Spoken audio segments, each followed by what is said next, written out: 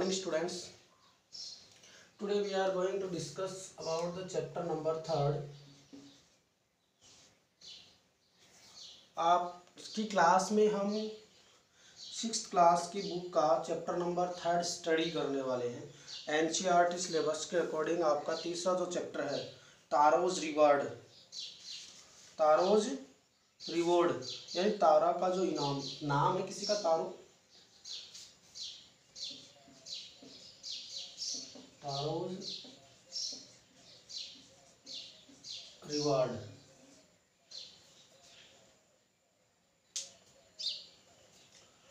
तारा को इनाम,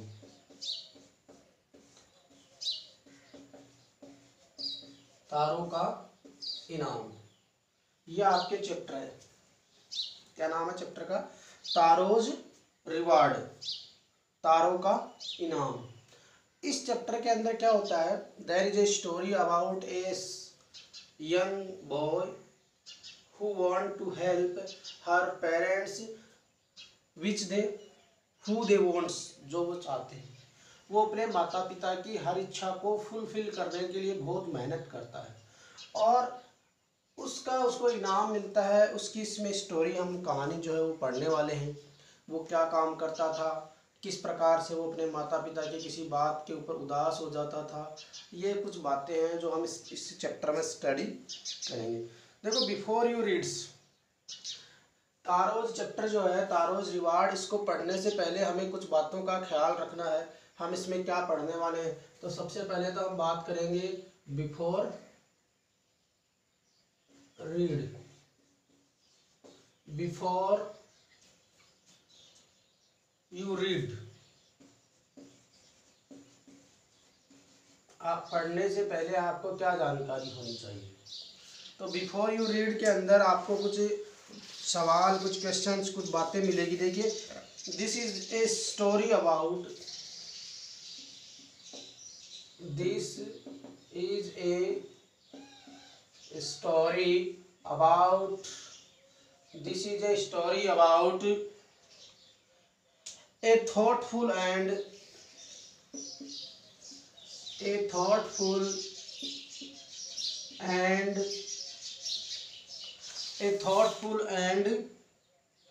loving son.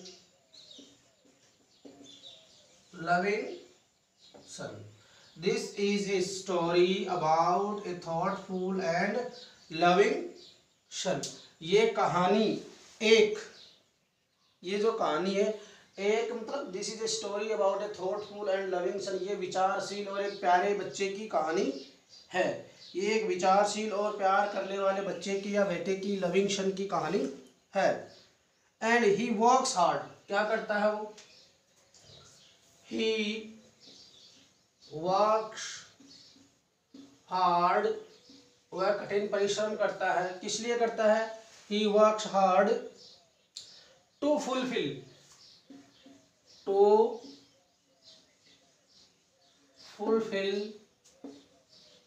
his parents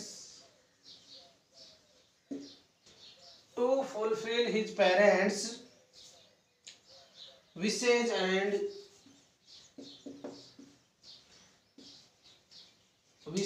and gets some unexpected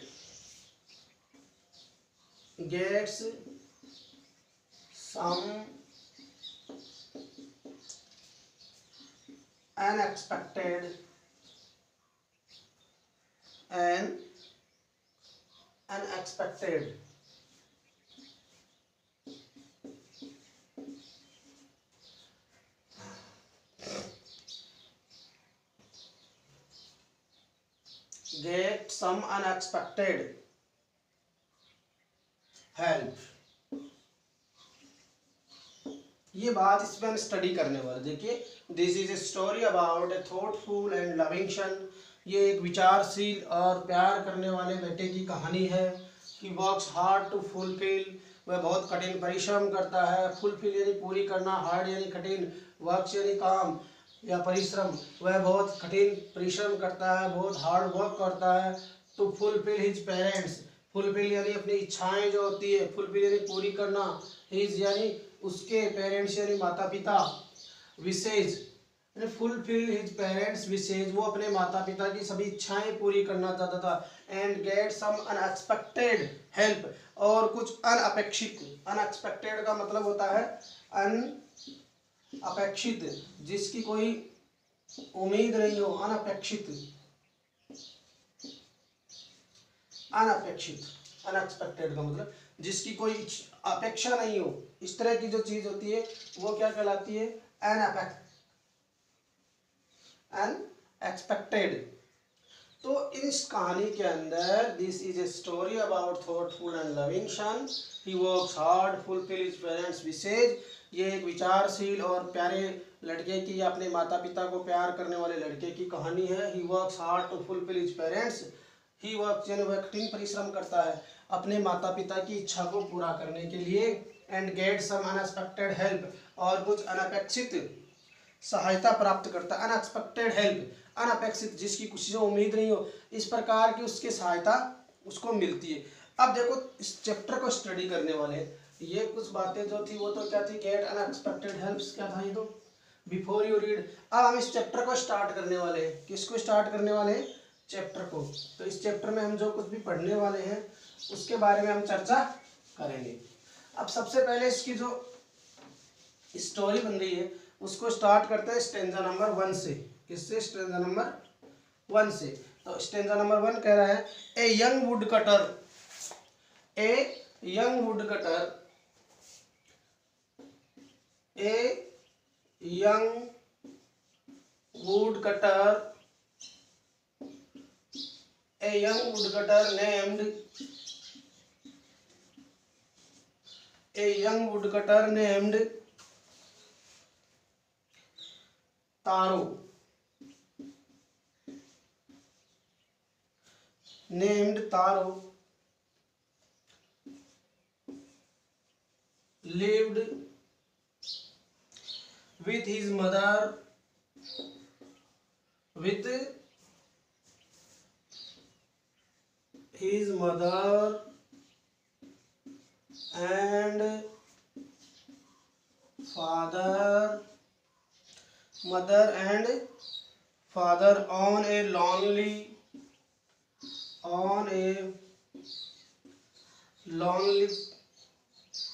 hillside।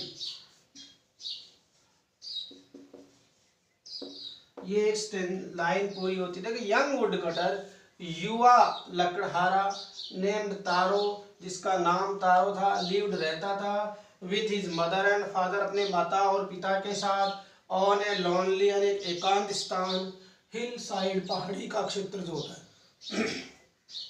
पहाड़ी क्षेत्र में जो एकांत जगह होती है उसके ऊपर वो रहते थे। कुल मिलाकर क्या कहा जा सकता है कि एक तारो नाम का एक वुड कटर था, लकड़हारा था, जो अपने माता पिता के साथ पहाड़ी इलाके में बिल्कुल एकांत स्थान पर चुपचाप अकेला रहता था। आगे बात करते हैं। All day long he chopped, all day long, all day long he chopped, chopped यानी काटना, क्या होता है चॉप्ड यानी काटना। He chopped wood in the forest, wood in the forest, वह पूरे दिन, ऑल डे लॉन्ग यानी वह पूरे दिन, all day long he chopped, all day long he chopped wood in the forest, though he worked very hard। इस प्रकार से, दो यानी इस प्रकार से, though he worked very hard, वह इस प्रकार से बहुत कठिन परिश्रम करता है। दो यद्यपि या इस प्रकार से, इसलिए though he worked very hard, though he worked very hard, वह बहुत कठिन परिश्रम करता है। he earned very little money, फिर भी he earned very little money, इतनी मेहनत करने के बाद भी बहुत ही कम पैसे कमा पाता था। दिस, और इस बात से वो क्या होता है, दिस, और ये बात जो है this made him sad, this made him sad, और ये बात उसको निराश करती थी कि मैं इतनी कठिन परिश्रम करता हूँ, इतनी मेहनत करता हूँ, पूरे दिन लकड़ियाँ काट करके उनका व्यापार करता हूँ, फिर भी मेरे पास इतने पैसे नहीं आ पा रहे हैं। For he was a thoughtful son, for he was a thoughtful son, वह एक विचारशील पुत्र था। he was a thoughtful son, विचारशील पुत्र था। and wanted to give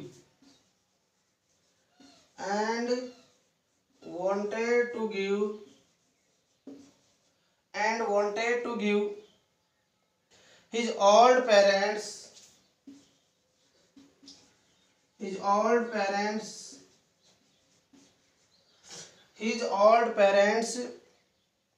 everything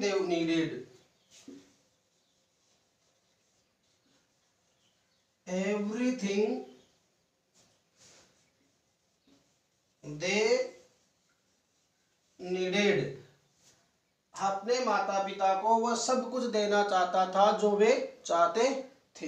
एक बार हम इसको देख लेते हैं।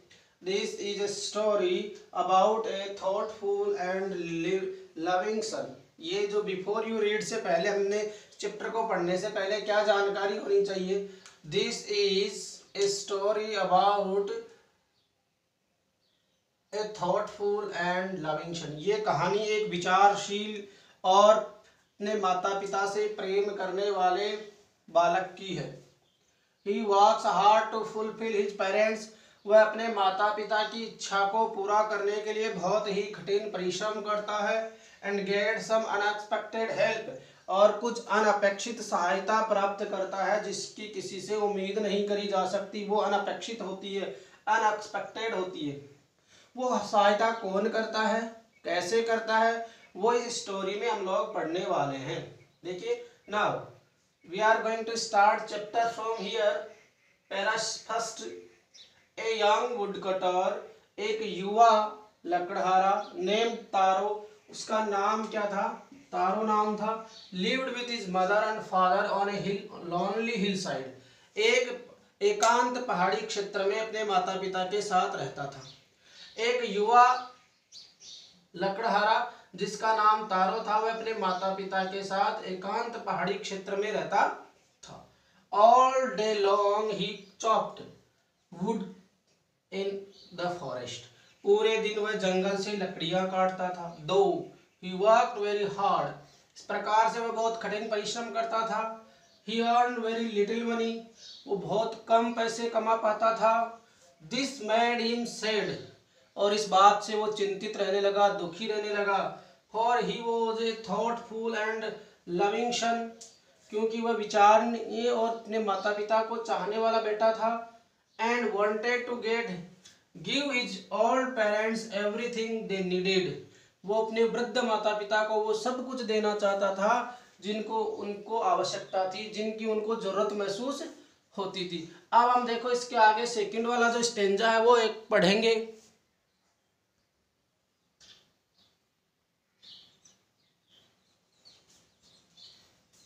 वन मॉर्निंग, एक सुबह, अगला जो स्टेंजा है उसमें हम पढ़ेंगे वन मॉर्निंग, एक सुबह। जो तारो जो है वो और उसके माता पिता है वो एक अपनी झोंपड़ी के पास बैठे हुए बातें कर रहे हैं। कहने का मतलब क्या है, जो अब अगला जो पैराग्राफ आएगा, पैराग्राफ में हम क्या पढ़ने वाले हैं। हाँ जी, सेकंड नंबर का अब जो आप डालेंगे वो आपका फर्स्ट पैराग्राफ जो पैरा जो है वो कंप्लीट हो गया है। और सेकंड पैरा में हम पढ़ने वाले हैं वन मॉर्निंग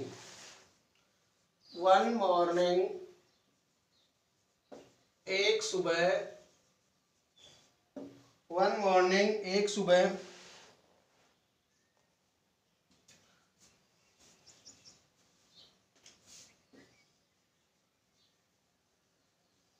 वन इवनिंग, एक शाम को, when Taro and when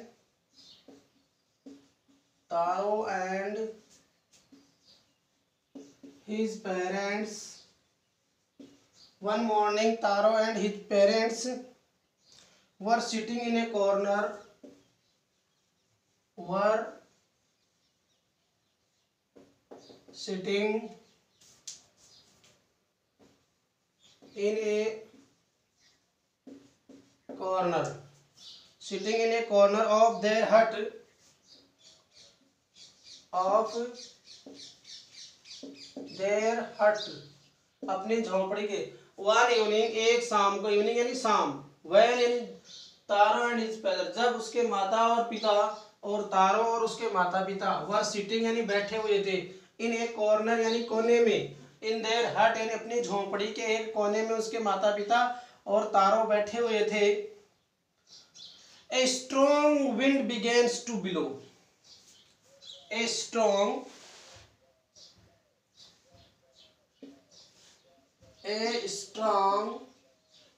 यानी तेज, a strong wind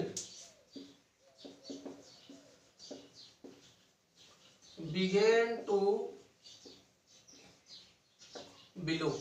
एक strong wind began to blow, एक तेज हवा चलना प्रारंभ हो गई, एंड इट whistled through, चलना प्रारंभ हो गई, इट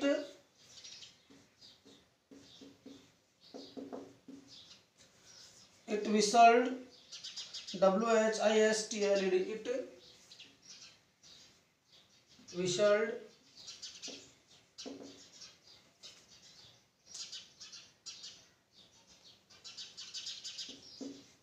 विशेड यानी प्रवेश करना, क्या होता है यहाँ, प्रवेश करना, घुसना, it whistled through the cracks,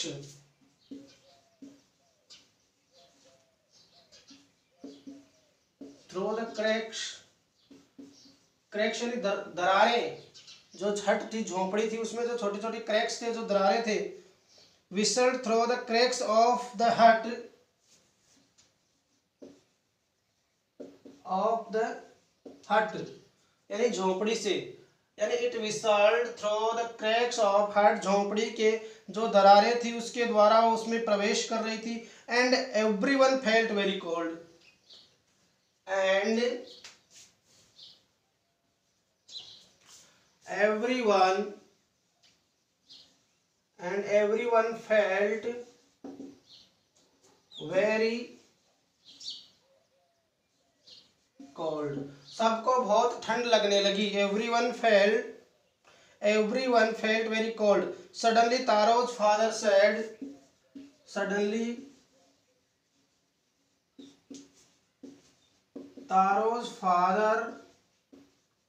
अचानक, सडनली यानी अचानक, तारोज फादर यानी तारो के पिता ने, सैड यानी कहा, तारोज फादर सैड, अचानक तारो के पिता ने कहा, I wish I had a cup of, मेरी इच्छा है, I wish I had a cup of, I had a cup of shake, shake का मतलब होता है जापानी पेय, जापानी पेय कौन सा गर्म पदार्थ होता है पीने का, जापानी गर्म चाय की तरह का होता है, चाय हम जो कॉफी पीते हैं उसको यह बोलते हैं I had a cup of shake, यानी मुझे एक जापानी पेय पदार्थ है, वो गर्म पेय पदार्थ है, वो पीने को मिल जाए, इट वुड वार्म मी, और वो क्या कर देगा, इट वुड वार्म मी, और ये मुझे, जैसे हम गर्मी सर्दियों में चाय वगैरह पी लेते हैं तो हमारे शरीर में थोड़ी ताजगी महसूस होती है, तो वो भी कहता है कि मुझे अगर ये मिल जाए तो क्या हो जाएगा, वार्म मी, मुझे गर्म कर देगा, and do my old heart, and do my old heart और मेरा जो वृद्ध हृदय है, ओल्ड हार्ट गुड, और मेरा जो ये वृद्ध और कमजोर हृदय है वो थोड़ी राहत महसूस करेगा, गुड फीलिंग करेगा, अच्छा महसूस करेगा। इस प्रकार से ये आपका दूसरा जो स्टेंजा है वो लगभग कंप्लीट पैराग्राफ जो है वो कंप्लीट होता है। देखिए, वन इवनिंग, एक शाम को, when taro and his parents were sitting in A corner of their हट, एक शाम तारो और उसके माता पिता अपनी झोपड़ी के एक कोने में बैठे हुए थे।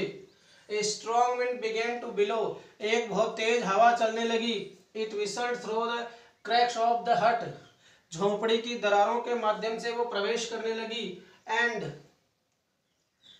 एवरीवन फेल्ट कोल्ड, सबको ठंड लगने लग गई। सडनली तारोज फादर सेड, अचानक तारो के पिता ने कहा, I wish I had a cup of shake, मुझे एक जापानी पदार्थ यानी चाय जैसी गर्म पदार्थ होता है पीने को, वो मिल जाए। इट वुड वो मी, और ये मुझे गर्मी ताजगी प्रदान करेगी। And do my old hearts good, और मेरा वृद्ध हृदय है वो थोड़ा सा ताजगी महसूस करेगा, अच्छा महसूस करेगा। इस तरीके से आपका सेकंड पैरा कंप्लीट होता है। You can read it very carefully and thank you very much.